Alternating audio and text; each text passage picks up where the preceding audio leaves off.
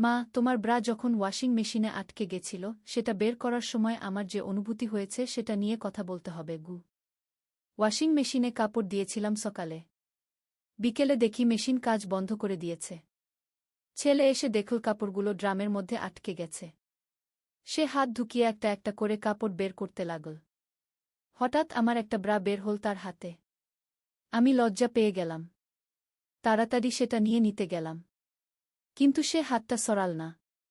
বলল, মা, তুমি লজ্জা পেজো না। আমি বললাম, দে দে, এসব তোর দেখার কিছু না। সে বলল, মা, এই কাপটা দেখে আমি প্রথমবার বুঝলাম তুমি একজন নারী। আমার মায়ের আগে তুমি একজন মহিলা। আমার মুখ টকটকে লাল হয়ে গেল। সে আমার দিকে তাকিয়ে বলল, আমি তোমাকে একজন নারী হিসেবে ভালোবাসি। তোমার এই নারীত্বকে আমি সম্মান করতে চাই স্বামী হিসেবে। বিয়ে করবে আমাকে? ওয়াশিং মেশিনের হাম্মিং সাউন্ড বন্ধ হয়ে গিয়েছিল, কিন্তু আমার হৃদয়ে একটা অদ্ভুত সুর বাজছিল। এই গল্পটি সম্পূর্ণ শুনলে আপনাদের পানি অটোমেটিক বের হয়ে যাবে, সো যত দ্রুত সম্ভব হাতের কাছে টিস্যু নিয়ে বসে পড়ো। বিছানার চাদর যেন নষ্ট না হয় সেটা সম্পূর্ণ খেয়াল রাখার অনুরোধ জানিয়ে গল্পটি এখন শুরু করব। তার আগে সর্বশেষ অনুরোধ, দয়া করে এমন পানি বের করার গল্প নিয়মিত শুনতে আমাদের চ্যানেলটি সকলেই সাবস্ক্রাইব করুন। ধন্যবাদ। হ্যালো বন্ধুরা, আমার নাম মিতালি সেন। আমার বয়স ৩৯ বছর। আমার স্বামীর নাম রবিন সেন, বয়স ৫২ বছর। আমাদের ২ সন্তান, রিয়ান আর তিথি। রিয়ান ২১ বছর বয়সী, ইউনিভার্সিটিতে পড়ে। তিথি ১৪ বছর বয়সী, স্কুলে যায়। গত সপ্তাহের ঘটনাটা এখনও আমার মনে স্পষ্ট। সেদিন রবিন অফিস থেকে ফিরে এসেছে রাত ১০টায়। তিথি ঘুমিয়ে পড়েছে। শুধু আমি আর রিয়ান জেগে আছি। রিয়ান তার রুমে পড়াশোনা করছিল। আমি রান্নাঘরে বাসনকোসন ধুচ্ছিলাম। হঠাৎ ওয়াশিং মেশিনের আওয়াজ বন্ধ হয়ে গেল। আমি গিয়ে দেখলাম মেশিনের ড্রাম ঘুরছে না। কাপড়গুলো একসাথে আটকে গেছে। আমি চেষ্টা করলাম হাত ঢুকিয়ে কাপড় বের করতে, কিন্তু পারলাম না। তখন রিয়ানকে ডাকলাম। রিয়ান এসে বলল, মা, আমি করি। সে তার হাত ড্রামের ভেতর ঢুকিয়ে কাপড় বের করতে শুরু করল। প্রথমে বাবার শার্ট, তারপর তিথির স্কুলের ইউনিফর্ম। একে একে সব কাপড় বের হচ্ছিল। হঠাৎ আমার একটা নীল রঙের ব্রা তার হাতে এল। আমি লজ্জা পেয়ে গেলাম। তাড়াতাড়ি সেটা নিয়ে নিতে গেলাম। কিন্তু রিয়ান হাতটা সরাল না। অদ্ভুত একটা ভাব তার মুখে। মা, তুমি লজ্জা পেজো না? সে বলল। দে দে, এসব তোর দেখার কিছু না। আমি বললাম। রিয়ান বলল, মা, এই কাপটা দেখে আমি প্রথমবার বুঝলাম তুমি একজন নারী। আমার মায়ের আগে তুমি একজন মহিলা। আমার মুখ টকটকে লাল হয়ে গেল। রিয়ান আমার দিকে তাকিয়ে বলল, আমি তোমাকে একজন নারী হিসেবে ভালোবাসি। তোমার এই নারীত্বকে আমি সম্মান করতে চাই স্বামী হিসেবে। বিয়ে করবে আমাকে? ওয়াশিং মেশিনের হাম্মিং সাউন্ড বন্ধ হয়ে গিয়েছিল, কিন্তু আমার হৃদয়ে একটা অদ্ভুত সুর বাজছিল। আমি কিছু বুঝে উঠতে পারলাম না। রিয়ান কি বলছে? হঠাৎ রিয়ান হাসতে শুরু করল।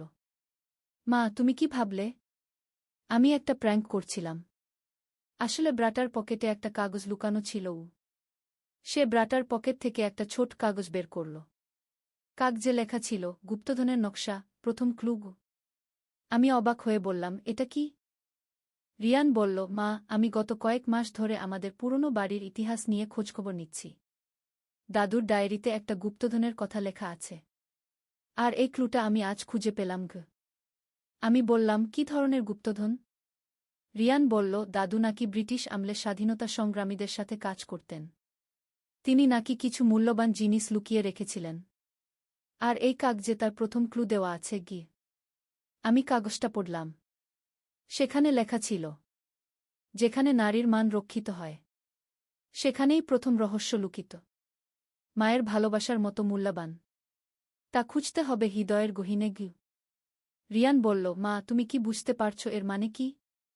আমি ভাবলাম, নারীর মান রক্ষিত হয় কি মানে কি হতে পারে? হঠাৎ আমার মনে পড়ল আমাদের পুরনো বাড়ির দোতলায় একটা দেবী দুর্গার মূর্তি ছিল। দাদু সেটাকে খুব যত্ন করতেন। রিয়ান, চল আমরা দোতলায় যাই, আমি বললাম। আমরা দুজনে দোতলায় গেলাম। সেখানে দেবী দুর্গার মূর্তিটা এখনও আছে। আমি মূর্তির পেছনে হাত ঢুকিয়ে দেখলাম। একটা ছোট বাক্স পেলাম। বাক্স খুলে দেখি আরেকটা কাগজ। এতে লেখা, সন্তানের মতো প্রিয় যা। তার মধ্যেই দ্বিতীয় সূত্র। মায়ের কোলের মতো নিরাপদ। সেখানেই পরবর্তী দিশা ঘু। রিয়ান বলল, এবার কি মানে হতে পারে? আমি বললাম, সন্তানের মতো প্রিয় মানে হতে পারে তোদের পুরনো খেলনা বা বইপত্র। আমরা তিথির রুমে গেলাম। তার পুরনো খেলনার বাক্সে ঘাটাঘাটি করতে শুরু করলাম। একটা পুরনো পুতুলের পেটের মধ্যে আরেকটা কাগজ পেলাম। এতে লেখা ছিল, যে স্থানে গানের আলো জ্বলে সেখানেই তৃতীয় নির্দেশ। বইয়ের পাতায় লুকিয়ে আছে চূড়ান্ত গন্তব্যের ঠিকানা। গি রিয়ান বলল, এটা স্পষ্ট। লাইব্রেরিতে যেতে হবে গু। আমরা নিচতলার লাইব্রেরি রুমে গেলাম। দাদুর পুরনো বইয়ের তাকে খোঁজাখুঁজি করতে শুরু করলাম। রামায়ণ ঘি বইটার মধ্যে একটা চিঠি পেলাম। চিঠিতে লেখা, প্রিয় নাতি, যদি তুমি এই চিঠি পড়ো তবে বুঝবে তুমি আমার সব ধাঁধার সমাধান করতে পেরেছ। আমার আসল গুপ্তধন কোনো সোনারূপা নয়। এটা আমার ডায়েরি, যেখানে স্বাধীনতা সংগ্রামের সময়ের সব ইতিহাস লেখা আছে। এই ইতিহাস আমাদের দেশের জন্য অমূল্য সম্পদ। ডায়েরিটা বাড়ির বাগানে আমের গাছের নিচে পুঁতে রাখা আছে। গাছের গোড়ায় একটা সাদা পাথর দেখতে পাবে। তার নিচেই ডায়েরি। তোমার দাদু, অমিতাভ সেন। পরদিন সকালে আমরা সবাই মিলে বাগানে গেলাম। আমের গাছের নিচে সাদা পাথরটা খুঁজে পেলাম। খুঁড়ে দেখলাম সত্যিই একটা টিনের বাক্স আছে। বাক্স খুলে ভেতরে পেলাম দাদুর হাতে লেখা ডায়েরি। ডায়েরিতে লেখা ছিল ব্রিটিশ আমলে স্বাধীনতা সংগ্রামীদের গোপন বৈঠক, তাদের পরিকল্পনা, অনেক বিখ্যাত নেতাদের সাথে দাদুর সাক্ষাৎ আর অনেক অজানা ইতিহাস। রিয়ান বলল, মা, এই ডায়েরি জাদুঘরে দিয়ে দেওয়া উচিত। এতে অনেক গুরুত্বপূর্ণ ইতিহাস আছে গু। আমি বললাম, হ্যাঁ, দাদুও চেয়েছিলেন যেন এই ইতিহাস সবার কাছে পৌঁছায় গু। সেদিন রাতে রবিন অফিস থেকে ফিরে এসে সব শুনে খুব খুশি হল। তিথি স্কুল থেকে এসে গুপ্তধনের কাহিনী শুনে রোমাঞ্চিত হয়ে গেল। পরের সপ্তাহে আমরা জাদুঘরের কিউরেটরের সাথে যোগাযোগ করলাম। তিনি এসে ডায়েরি দেখে অভিভূত হয়ে গেলেন। বললেন, এটা দেশের ইতিহাসের জন্য অমূল্য দলিল গু। জাদুঘরে ডায়েরি প্রদর্শনীর ব্যবস্থা করা হল। আমাদের পরিবারের নাম ইতিহাসের সাথে জড়িয়ে গেল। রিয়ান বলল, মা, দেখো আমার প্র্যাঙ্ক থেকে কত বড় আবিষ্কার হল। আমি বললাম, হ্যাঁ, কিন্তু প্রথমে আমি কি ভেবেছিলাম জানো? রিয়ান হেসে বলল, মা, তোমার মুখ দেখে বুঝেছিলাম। কিন্তু আমি জানতাম তুমি শেষে হাসবে গি। সত্যিই এই গোটা ঘটনায় আমাদের পরিবারে নতুন উৎসাহ এল। দাদুর স্মৃতি আরও জীবন্ত হয়ে উঠল। আর সবচেয়ে বড় কথা, আমরা বুঝলাম যে কখনো কখনো সবচেয়ে অদ্ভুত শুরু থেকেও সবচেয়ে সুন্দর শেষ হতে পারে। রিয়ান এখন ইতিহাস নিয়ে আরও গবেষণা করছে। সে বলছে আরও অনেক পুরনো কাগজপত্র খুঁজে বের করবে। তিথি স্কুলে বন্ধুদের কাছে গর্ব করে বলে যে তার দাদু স্বাধীনতা সংগ্রামী ছিলেন। রবিন বলে, মিতালি, তোমার পরিবারের ইতিহাস তো খুবই গৌরবজনক। আমি বলি, হ্যাঁ, কিন্তু আসল গৌরব হল যে আমরা সবাই মিলে এই রহস্যের সমাধান করেছি। এই গল্প শুনে মনে হচ্ছে যে জীবনে অনেক সময় যা দেখতে একরকম, আসলে তা সম্পূর্ণ অন্যরকম হয়। আমার সেদিনের লজ্জা আজ আমাদের পরিবারের গর্বে পরিণত হয়েছে। রিয়ান এখন বলে, মা, আমি আর কখনো এরকম প্র্যাঙ্ক করব না। কিন্তু এই প্র্যাঙ্ক আমাদের জীবনে এত বড় পরিবর্তন এনে দিল যে আমি কৃতজ্ঞ। আমি বলি, জীবনে এরকমই হয়। কখন কোনো ছোট ঘটনা থেকে বড় কিছু আবিষ্কার হয়ে যায় তা বোঝা যায় না গি। তিথি বলে, মা, আমিও বড় হয়ে ইতিহাসবিদ হব। দাদুর মতো দেশের জন্য কাজ করব। এভাবেই আমাদের পরিবারে একটা নতুন স্বপ্ন জন্ম নিল। দাদুর রেখে যাওয়া ঐতিহ্য আমরা এগিয়ে নিয়ে যাব। কিন্তু গল্প এখানেই শেষ নয়। জাদুঘরে ডায়েরি দেওয়ার কয়েকদিন পরে একজন বুড়ো মানুষ আমাদের বাড়িতে এলেন। তার নাম হরিদাস বাবু। তিনি বললেন যে তিনি দাদুর সাথে স্বাধীনতা সংগ্রামে কাজ করতেন। হরিদাস বাবু বললেন, অমিতবাবু আমাকে বলেছিলেন যে তার বাড়িতে আরও গুরুত্বপূর্ণ জিনিস লুকানো আছে। সেই ডায়েরি ছিল শুধু একটা শুরু। আমি অবাক হয়ে বললাম, কি ধরনের জিনিস? হরিদাস বাবু বললেন, নেতাজি সুভাষচন্দ্র বসুর একটা গোপন চিঠি। সেই চিঠিতে আজাদ হিন্দ ফৌজের কিছু গোপন পরিকল্পনার কথা লেখা আছে। আর একটা মানচিত্র আছে যেখানে কিছু গুরুত্বপূর্ণ স্থান চিহ্নিত করা। রিয়ান উত্তেজিত হয়ে বলল, সেগুলো কোথায় লুকানো? হরিদাস বাবু বললেন, অমিতবাবু আমাকে একটা ধাঁধা বলেছিলেন। সেটা সমাধান করতে পারলেই খুঁজে পাওয়া যাবে। তিনি একটা পুরনো কাগজ বের করলেন। সেখানে লেখা, যেখানে সূর্য প্রথম আলো দেয় সেখানে লুকানো সত্যের বীজ। পূর্ব দিকের প্রহরী জানে কোথায় ইতিহাসের সাক্ষী? 3টি পদক্ষেপ উত্তরে, 5টি পদক্ষেপ পশ্চিমে, মাটির নিচে 3 হাত গভীরে, পাবে স্বাধীনতার চিহ্ন রিয়ান বলল, পূর্ব দিকের প্রহরী মানে হতে পারে আমাদের বাগানের পূর্ব দিকের সেই বড় নিমগাছটা আমরা সবাই বাগানে গেলাম। নিমগাছ থেকে 3টি পদক্ষেপ উত্তরে গিয়ে তারপর 5টি পদক্ষেপ পশ্চিমে গেলাম। সেখানে খুঁড়তে শুরু করলাম। 3 ফুট খোঁড়ার পর একটা লোহার বাক্স পেলাম। বাক্স খুলে দেখি সত্যিই নেতাজির হাতের লেখা একটা চিঠি আর একটা মানচিত্র। চিঠিতে লেখা, প্রিয় অমিত বন্ধু, আজাদ হিন্দ ফৌজের গোপন মিশনের জন্য এই মানচিত্রটা তোমার কাছে রাখছি। এতে চিহ্নিত জায়গাগুলো খুবই গুরুত্বপূর্ণ। যদি কখনো প্রয়োজন হয় তো এই তথ্য ব্যবহার করো। জয় হিন্দ। সুভাষ মানচিত্রে আমাদের এলাকার কয়েকটি স্থান চিহ্নিত ছিল। একটা জায়গা ছিল পাশের গ্রামের পুরনো মন্দির, আরেকটা ছিল নদীর পাড়ের একটা বটগাছ। হরিদাস বাবু বললেন, এই জায়গাগুলোতে নাকি অস্ত্র আর গুরুত্বপূর্ণ কাগজপত্র লুকানো আছে পরদিন সকালে আমরা পুরনো মন্দিরে গেলাম। মন্দিরের পুরোহিত শ্রীকান্ত কাকা আমাদের চেনেন। আমরা তাকে সব বললাম। শ্রীকান্ত কাকা বললেন, হ্যাঁ, আমার বাবা বলতেন যে এই মন্দিরে কিছু গুরুত্বপূর্ণ জিনিস লুকানো আছে, কিন্তু কোথায় তা জানতেন না আমরা মানচিত্র দেখে মন্দিরের পেছনের দিকে খুঁজতে শুরু করলাম। দেবী কালীর মূর্তির পেছনে একটা গুপ্ত কক্ষ পেলাম। সেখানে একটা সিন্দুক ছিল। সিন্দুক খুলে দেখি পুরনো বন্দুক, কিছু বুলেট আর অনেক গোপন চিঠিপত্র। চিঠিগুলোতে আজাদ হিন্দ ফৌজের বিভিন্ন পরিকল্পনার কথা লেখা। শ্রীকান্ত কাকা বললেন, এগুলো জাদুঘরে দিয়ে দেওয়া উচিত। এরপর আমরা নদীর পাড়ের বটগাছে গেলাম। সেখানেও মানচিত্র অনুযায়ী খুঁজতে লাগলাম। বটগাছের শেকদের মধ্যে একটা তামার পাত্র পেলাম। পাত্রের মধ্যে ছিল সোনার কয়েন আর কিছু হীরার গহনা। একটা কাগজেও লেখা ছিল, জরুরি অবস্থায় এই সম্পদ ব্যবহার করো স্বাধীনতা সংগ্রামের জন্য আমি বললাম, এত বড় সম্পদ আমরা কি করব? হরিদাস বাবু বললেন, অমিতবাবুর ইচ্ছে ছিল এই সম্পদ দিয়ে গরিব ছেলেমেয়েদের পড়াশোনার ব্যবস্থা করতে রবিন বলল, তাহলে আমরা একটা বৃত্তি ফান্ড করতে পারি পরের সপ্তাহে আমরা অমিতাভ সেন স্বাধীনতা সংগ্রামী ফাউন্ডেশন নামে একটা প্রতিষ্ঠান গড়লাম। পাওয়া সোনাগহনা বিক্রি করে তার টাকা দিয়ে গরিব ছাত্রছাত্রীদের বৃত্তি দেওয়ার ব্যবস্থা করলাম। জাদুঘরের কিউরেটর আমাদের বাড়িতে এসে সব দেখে বললেন, এত বড় ঐতিহাসিক আবিষ্কার, এগুলো জাতীয় সম্পদ। নেতাজির চিঠি আর মানচিত্র জাতীয় জাদুঘরে পাঠিয়ে দেওয়া হল। আমাদের পরিবারের গল্প পত্রিকায় ছাপা হল। টিভিতে ইন্টারভিউ হল। রিয়ান বলল, মা, কে ভেবেছিল একটা ব্রা ধোয়ার ঘটনা থেকে এত বড় আবিষ্কার হবে? আমি হেসে বললাম, জীবনের সবকিছুরই একটা কারণ আছে কিছুদিন পর দিল্লি থেকে একজন সরকারি অফিসার এলেন। তিনি বললেন, আপনাদের পরিবারের এই অবদানের জন্য সরকার একটা পুরস্কার দিতে চায় আমাদের পরিবার দেশসেবা পুরস্কার পেল। অনুষ্ঠানে রাষ্ট্রপতি আমাদের হাতে পুরস্কার তুলে দিলেন। তিথি স্কুলে এসে বলল, মা, আমার বন্ধুরা সবাই আমাকে নিয়ে গর্ব করে। আমাদের পরিবার এখন পত্রিকায় বিখ্যাত। রিয়ান এখন ইতিহাসের উপর পিএইচডি করছে। তার গবেষণার বিষয় বাংলার স্বাধীনতা সংগ্রামে গোপন সংগঠনের ভূমিকা। হরিদাস বাবু বলেন, অমিতবাবু যদি জীবিত থাকতেন তাহলে খুব খুশি হতেন। তার স্বপ্ন পূরণ হয়েছে আমাদের বাড়িতে এখন অনেক মানুষ আসেন ইতিহাস জানতে। আমরা তাদের সবকিছু দেখিয়ে বলি। ফাউন্ডেশনের মাধ্যমে এখন পর্যন্ত 50 জন গরিব ছাত্রছাত্রীকে বৃত্তি দেওয়া হয়েছে। তাদের মধ্যে কয়েকজন ইঞ্জিনিয়ার, ডাক্তার হয়েছে। একদিন একটা মেয়ে এসে বলল, আন্টি, আপনাদের বৃত্তি পেয়ে আমি ডাক্তার হতে পেরেছি।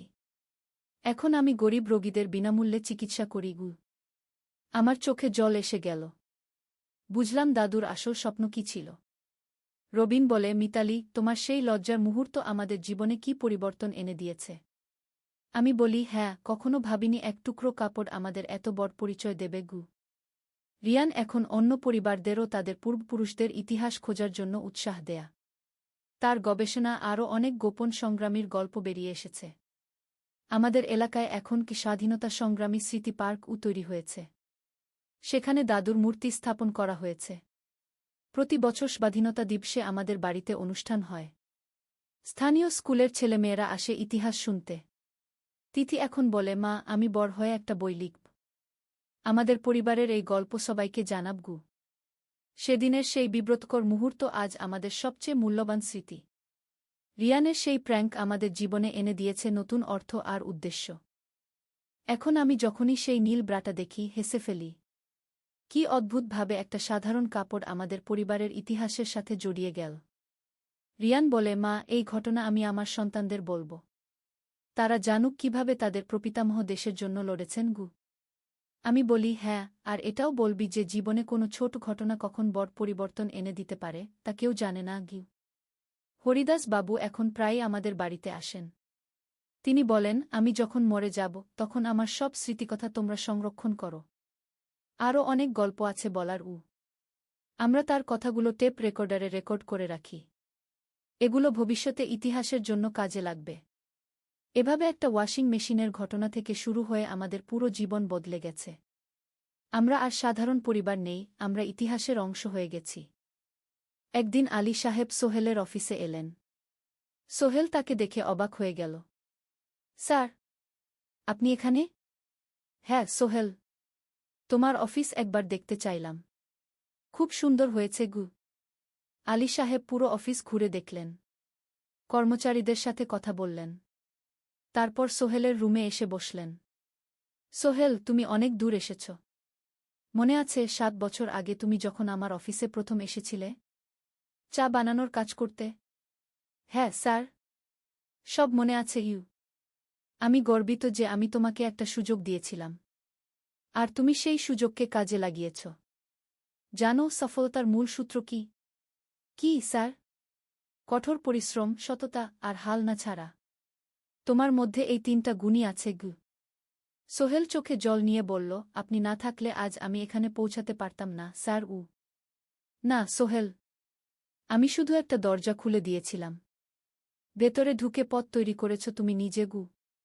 আলী সাহেব চলে যাওয়ার আগে বললেন, আমার একটা বড় প্রজেক্ট আছে, একটা 20 ফ্লোর বিজনেস টাওয়ার। আমি চাই তুমি এই প্রজেক্টে আমার সাথে পার্টনার হও। 50-50 রাজি?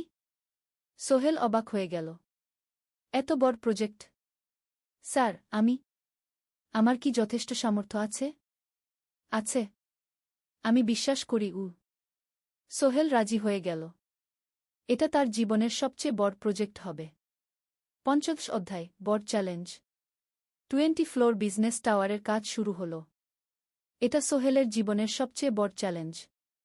প্রজেক্টের বাজেট প্রায় 10 করোড় টাকা। সোহেলকে 5 করোড় টাকা ইনভেস্ট করতে হবে। সোহেল তার সব সঞ্চয়ে, ব্যাংক লোন আর কিছু ইনভেস্টর থেকে টাকা জোগাড় করল। এটা একটা বিশাল ঝুঁকি। যদি প্রজেক্ট ব্যর্থ হয়, সব শেষ। মিনা চিন্তিত ছিল। সোহেল, এত বড় ঝুঁকি নেওয়া ঠিক হবে? মিনা, জীবনে বড় কিছু করতে হলে ঝুঁকি নিতে হয়। আমি এই সুযোগ হাতছাড়া করতে চাই না।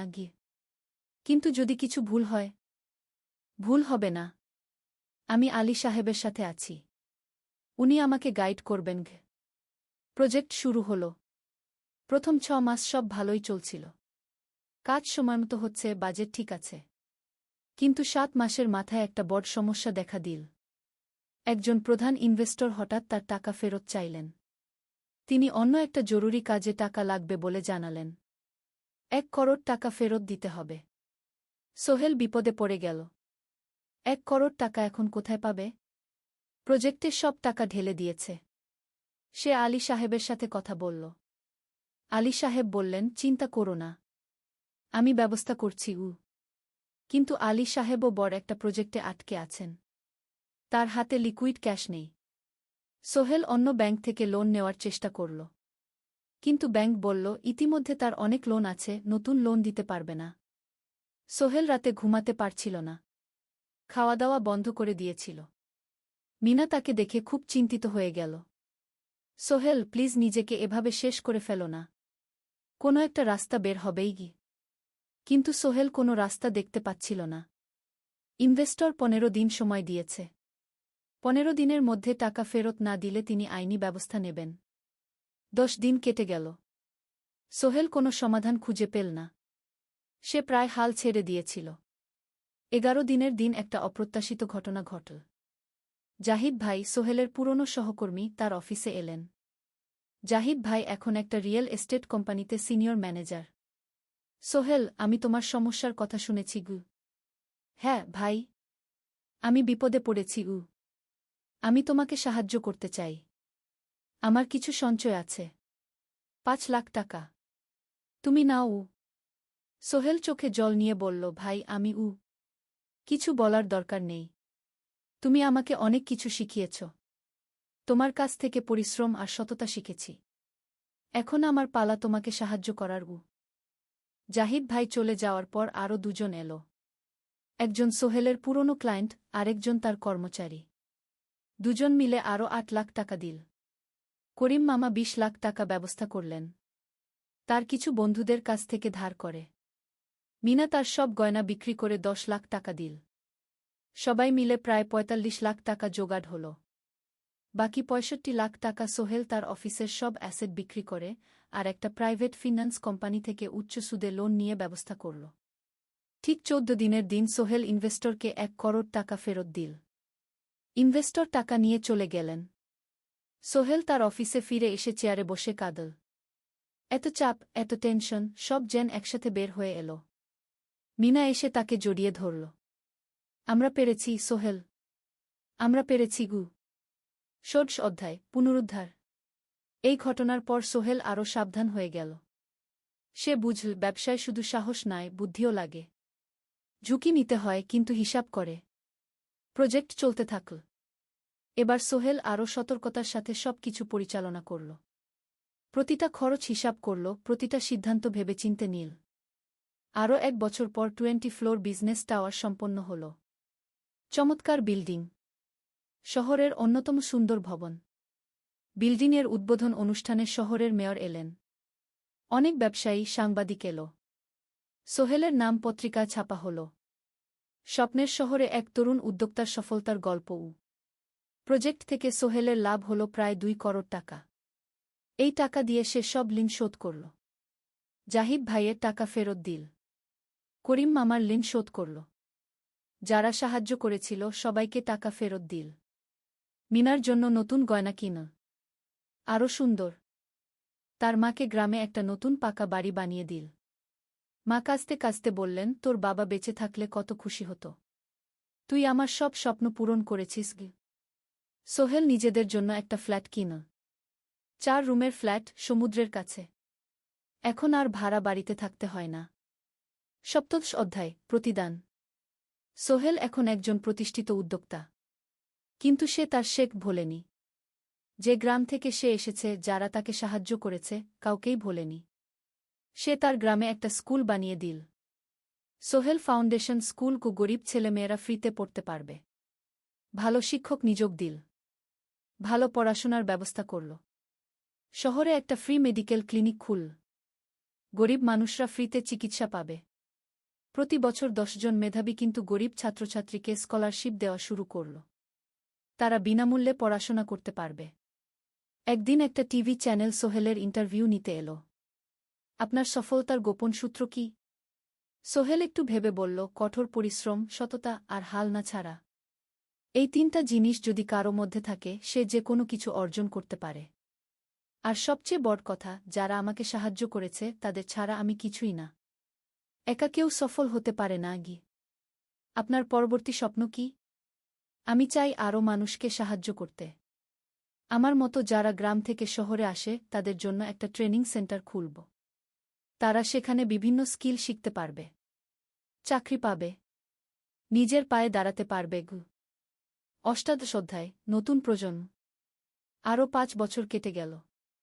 সোহেল এখন 45 বছরের। তার মেয়ে সারা এখন 9 বছরের। স্কুলে ক্লাস 4-এ পড়ে। খুব মেধাবী মেয়ে। একদিন সারা বাবাকে জিজ্ঞেস করল, বাবা, তুমি কিভাবে এত বড় হলে? আমার বন্ধুরা বলে তুমি একজন সফল মানুষ গো। সোহেল তাকে কোলে নিয়ে বসল। বাবা, তুমি জানো তোমার দাদু ছিলেন একজন স্কুল শিক্ষক। খুব সৎ মানুষ। কিন্তু আমরা গরিব ছিলাম। আমি রিকশা চালাতাম গো। রিকশা? সত্যি? হ্যাঁ। তারপর আমি এই শহরে এলাম। অনেক কষ্ট করেছি, কিন্তু হাল ছাড়িনি। মানুষ আমাকে সাহায্য করেছে, আর আমি কঠোর পরিশ্রম করেছি। বাবা, আমিও কি তোমার মতো হতে পারবো?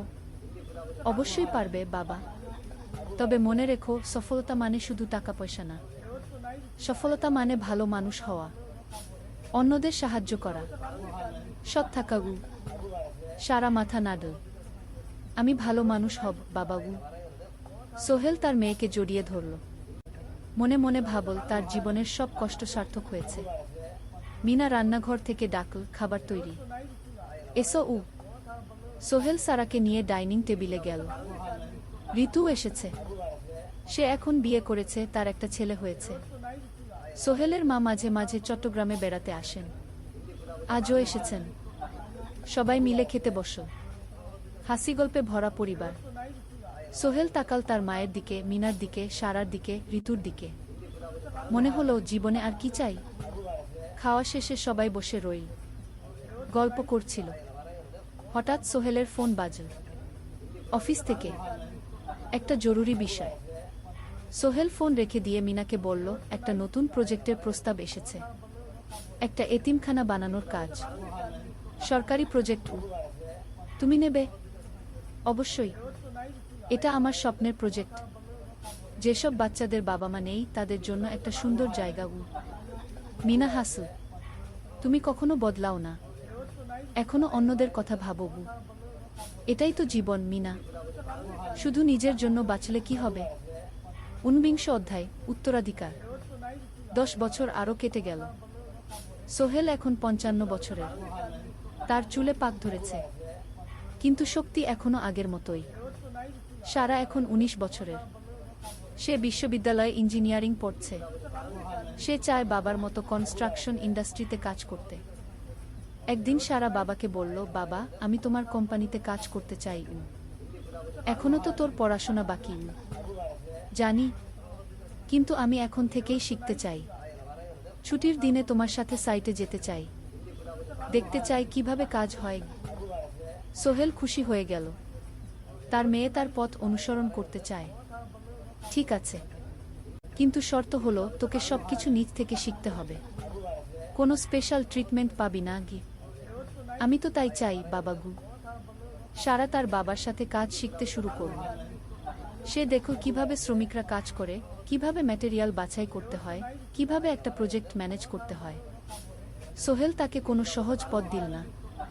সারাকেও সবার মতো কষ্ট করতে হলো। সাইটে রোদে দাঁড়িয়ে থাকতে হলো, শ্রমিকদের সাথে কথা বলতে হলো, কিন্তু সারা হাল ছাড়ল না। সে তার বাবার মেয়ে, পরিশ্রম করতে জানে। 3 বছর পর সারা গ্রাজুয়েট হলো। সে সোহেলের কোম্পানিতে জুনিয়র প্রজেক্ট ম্যানেজার হিসেবে যোগ দিল। সোহেল ধীরে ধীরে সারাকে বড় দায়িত্ব দিতে শুরু করল। সারা তার বাবার মতোই সৎ, পরিশ্রমী। 20 অধ্যায়, সমাপ্তি নয়, নতুন শুরু। আরও 5 বছর পর সোহেল এখন 60 বছরের। সে সিদ্ধান্ত নিল, এবার অবসর নেওয়ার সময় এসেছে। কোম্পানির দায়িত্ব সারাকে দেবে। একটা অনুষ্ঠান করা হলো। সোহেল আনুষ্ঠানিকভাবে কোম্পানির চেয়ারম্যান পদ থেকে অবসর নিল। সারা হলো নতুন ম্যানেজিং ডিরেক্টর। সোহেল তার বক্তব্যে বলল, আমি যখন এই শহরে এসেছিলাম আমার পকেটে ছিল মাত্র 5,000 টাকা, একটা ছোট্ট ব্যাগ, আর অনেক স্বপ্ন। আজ 40 বছর পর আমি পেছনে ফিরে তাকাই, দেখি একটা দীর্ঘ পথ। সেই পথে অনেক কষ্ট ছিল, অনেক বাধা ছিল, কিন্তু ছিল অনেক ভালোবাসাও, অনেক মানুষের সাহায্যও। আমি বিশ্বাস করি সফলতা একা আসে না, এটা আসে অনেক মানুষের সমর্থন, ভালোবাসা আর বিশ্বাস নিয়ে। আমি যা কিছু অর্জন করেছি তা আমার একার না, এটা আমার পরিবারের, আমার কর্মচারীদের, আমার বন্ধুদের, সবার। আজ আমি আমার মেয়ে সারার হাতে এই দায়িত্ব তুলে দিচ্ছি। আমি জানি সে আমার চেয়ে ভালো করবে, কারণ সে শিখেছে আমার ভুল থেকে, আমার অভিজ্ঞতা থেকে। অনুষ্ঠান শেষ হলো, সবাই চলে গেল। সোহেল আর মিনা অফিসে একা দাঁড়িয়ে রইল। মিনা, মনে আছে আমরা প্রথম কখন দেখা হয়েছিলাম? হ্যাঁ, তোমার সেই ছোট্ট মুদি দোকানে। তুমি বিস্কুট কিনতে এসেছিলে। কে ভেবেছিল সেই দিন থেকে আমাদের এই পর্যস্বপ্নের শহর। প্রথম অধ্যায়, যাত্রা শুরু। সকাল 7টা বেজে গেছে। ঢাকার কমলাপুর রেল স্টেশনে মানুষের ভিড়। চারদিকে চা বিস্কুট বিক্রেতাদের চিৎকার, ট্রেনের হর্ন আর যাত্রীদের কোলাহল। এই বিশাল ভিড়ের মধ্যে একটা ছোট্ট ব্যাগ হাতে দাঁড়িয়ে আছে সোহেল। বয়স মাত্র 22। গায়ের রং শ্যামলা, চোখে স্বপ্নের ঝিলিক। ভাইজা, চট্টগ্রামের টিকিট আছে? সোহেল টিকিট কাউন্টারের সামনে দাঁড়িয়ে জিজ্ঞেস করল। আছে। ৩০ টাকা। কাউন্টারের লোকটা উত্তর দিল। সোহেল তার পকেট থেকে টাকা বের করল। মোট ৫,০০০ টাকা। এই টাকা সে জমিয়েছে গত ৩ বছরে রিকশা চালিয়ে। তার স্বপ্ন ছিল চট্টগ্রাম গিয়ে একটা ভালো চাকরি পাওয়া। গ্রামে আর থাকতে চায় না সে। বাবা মারা গেছেন ১০ বছর আগে। মা আর ছোট বোন ঋতুকে নিয়ে সংসার চালাচ্ছিল রিকশা চালিয়ে। কিন্তু এভাবে তো আর সারা জীবন চলবে না। টিকিট কেটে সোহেল প্ল্যাটফর্মে এলো। ট্রেন ছাড়বে আর মাত্র ১৫ মিনিট পরে। সে একটা বেঞ্চে বসে পড়ল। ব্যাগটা বুকের কাছে চেপে ধরল। এই ব্যাগে আছে তার সব সম্পদ, কিছু কাপড়, একটা ছোট্ট ফটো ফ্রেমে বাবা মায়ের ছবি, আর কিছু টাকা। কোথায় যাচ্ছেন? পাশে বসা একজন বয়স্ক মানুষ জিজ্ঞেস করলেন। চট্টগ্রাম কাকা। চাকরি খুঁজতে যাচ্ছি। কে? সোহেল বিনয়ের সাথে উত্তর দিল। ভালো, তবে শহরে সাবধানে থাকবেন। শহর মানে অনেক সুযোগ, কিন্তু অনেক ফাঁদও আছে। বয়স্ক লোকটা বললেন। সোহেল মাথা নাড়ল। সে জানে শহরের জীবন সহজ না, কিন্তু তার কোনো বিকল্প নেই। গ্রামে রিকশা চালিয়ে মাসে ৩,৫০০ টাকা আয় হতো। তার মধ্যে সংসার চালাতে হতো, বোনের স্কুলের খরচ দিতে হতো, মায়ের ওষুধের খরচ দিতে হতো। কিছুই বাঁচত না। আর এই জীবন থেকে বেরোনোর একটাই পথ, শহরে গিয়ে ভালো কাজ খুঁজে নেওয়া। সোহেল মনে মনে ভাবল তার বাবার কথা। বাবা ছিলেন একজন স্কুল শিক্ষক। খুব সৎ মানুষ ছিলেন। সবসময় বলতেন, সোহেল, তুই লেখাপড়া শিখে বড় মানুষ হবি। আমাদের পরিবারে আর কেউ বড় চাকরি করেনি, তুই করবি। কিন্তু বাবা যখন মারা গেলেন তখন সোহেল মাত্র এসএসসি পরীক্ষা দিয়েছে। ফলাফল ভালো হয়েছিল, জিপিএ অর্ধচতুর। কিন্তু বাবার মৃত্যুর পর আর পড়া হলো না। পরিবারের দায়িত্ব নিতে হলো। ট্রেন ছাড়ল। সোহেল জানালার পাশে বসে বাইরে তাকাল। ধানক্ষেত, নদী, ছোট ছোট গ্রাম, সব পেছনে ফেলে ট্রেন এগিয়ে চল। সোহেলের মনে হলো সে যেন তার পুরনো জীবনটাকেও পেছনে ফেলে আসছে। ট্রেনে একজন হকার এসে চা বিক্রি করছিল। সোহেল একটা চা কিনল। ১০ টাকা। চা খেতে খেতে সে ভাবছিল, চট্টগ্রাম পৌঁছে কি হবে? করিম মামা তাকে সাহায্য করবেন তো? চাকরি পাওয়া যাবে তো? করিম মামা আসলে সোহেলের খুব দূর সম্পর্কের মামা। সোহেলের দাদির বোনের ছেলে। অনেক বছর আগে গ্রাম ছেড়ে চট্টগ্রামে চলে গিয়েছিলেন। সেখানে একটা কনস্ট্রাকশন কোম্পানিতে কাজ করেন। বছরে একবার দুবার গ্রামে আসতেন। গত বছর যখন এসেছিলেন তখন সোহেলের মাকে বলেছিলেন, সোহেলকে চট্টগ্রাম পাঠান, আমি একটা কাজের ব্যবস্থা করে দেব। সেই কথাতেই ভরসা করে সোহেল আজ এই যাত্রা। দ্বিতীয় অধ্যায়, নতুন শহর। চট্টগ্রাম পৌঁছাতে প্রায় ৬ ঘন্টা লেগে গেল। দুপুর ১টা বাজে। সোহেল স্টেশন থেকে বের হয়ে শহরের রাস্তায় দাঁড়াল। কি বিশাল শহর! এত গাড়ি, এত মানুষ। চারদিকে উঁচু উঁচু বিল্ডিং, দোকানপাট, মানুষের ভিড়। সোহেল কিছুক্ষণ দাঁড়িয়ে থাকল সব কিছু দেখতে দেখতে। তার মনে হচ্ছিল সে যেন অন্য কোনো পৃথিবীতে এসে পড়েছে। তার পকেটে একটা ছোট্ট কাগজ আছে। সেখানে লেখা একটা ঠিকানা, করিম মিয়া, বাড়ি নং ২৩, রোড নং ৫, আগ্রাবাদ, চট্টগ্রামকে। সোহেল একটা রিকশা ডাকল। কত নেবেন আগ্রাবাদ যেতে? ৫০ টাকা। সোহেল রিকশায় উঠল। রাস্তার দুধারে দোকান, মার্কেট, অফিস, সব কিছু দেখতে দেখতে সে অবাক হয়ে গেল। এত বড় শহর, এত কিছু! গ্রামের সেই ছোট্ট বাজারের সাথে কোনো তুলনাই হয় না। প্রায় আধা ঘন্টা পর রিকশা একটা পুরনো বাড়ির সামনে থামল। ৩ তলা বাড়ি, কিন্তু রং উঠে গেছে। সিঁড়ি দিয়ে উঠে ৩য় তলায় করিম মামার ফ্ল্যাটে নক করল। দরজা খুলল এক মধ্যবয়সী মহিলা। কে? আসসালামু আলাইকুম আপা, আমি সোহেল, নোয়াখালীর গ্রাম থেকে এসেছি। করিম মামা বাড়িতে আছেন? মহিলা তাকে মাথা থেকে পা পর্যন্ত দেখল। করিম তো অফিসে গেছে। তুমি কে? কোথা থেকে এসেছ? সোহেল সব খুলে বলল। মহিলা তাকে ভেতরে ঢুকতে দিল। বসো। করিম সন্ধ্যায় ফিরবে। ফ্ল্যাটটা ছোট, 2টো রুম, একটা ছোট্ট রান্নাঘর আর একটা বাথরুম। কিন্তু সোহেলের কাছে খুব সুন্দর লাগল। গ্রামের সেই টিনের ঘরের চেয়ে তো অনেক ভালো। মহিলা, তার নাম জানাল সালমা, করিম মামার স্ত্রী। তাদের দুটো ছেলে, একজন ক্লাস 8-এ পড়ে, আরেকজন ক্লাস 5-এ। খেয়েছো? সালমা আপা জিজ্ঞেস করল। না আপা গু। অপেক্ষা করো, ভাত আছে, মাছ আছে, খাও। সোহেল প্রথমে রাজি হতে চাইল না, কিন্তু খুব খিদে পেয়েছিল। সকাল থেকে শুধু একটা চা আর বিস্কুট খেয়েছে। খাওয়া দাওয়ার পর সোহেল বসে রইল। সালমা আপা তাকে গল্প করতে লাগল। তোমার মা কেমন আছেন? তোমার বোন? ভালো আছে আপা, মার একটু গেটে বাত আছে, ওষুধ খাচ্ছেন। বোন স্কুলে পড়ে। তুমি কি করতে চাও এখানে? চাকরি খুঁজছি আপা, যে কোনো কাজ করব। বাসায় মা আর বোনকে টাকা পাঠাতে হবে। সালমা আপা মাথা নাড়ল। করিম তোমার জন্য কিছু একটা করবে, সে ভালো মানুষ। সারাদিন অপেক্ষা করু সোহেল। সন্ধ্যা 6টায় করিম মামা ফিরলেন। 50-এর কাছাকাছি বয়স, কালো রঙের প্যান্ট শার্ট পরা, হাতে একটা ব্যাগ। আরে সোহেল, কবে এলি? করিম মামা খুশি হয়ে বললেন। আজ সকালে মামা গি। করিম মামা তাকে জড়িয়ে ধরলেন। অনেকদিন পর দেখলাম, কেমন আছিস? ভালো আছি মামা গি। ভালো করেছিস এসে, এখানে অনেক সুযোগ আছে, তোর জন্য একটা কাজের ব্যবস্থা করে দেব। তবে প্রথমে কয়েকদিন এখানে থাক, শহরটা একটু চিনে নে, তারপর কাজে যোগ দিবি। সোহেলের মনে আসার আলো জ্বল। সে ভাবল হয়তো তার ভাগ্য এবার পাল্টাবে। 3য় অধ্যায়, প্রথম চাকরি। 1 সপ্তাহ পরে করিম মামা সোহেলকে তার কোম্পানিতে নিয়ে গেলেন। কোম্পানির নাম আলামিন কনস্ট্রাকশন। অফিসটা শহরের কেন্দ্রে, 5 তলা একটা বিল্ডিংয়ের দোতলায়।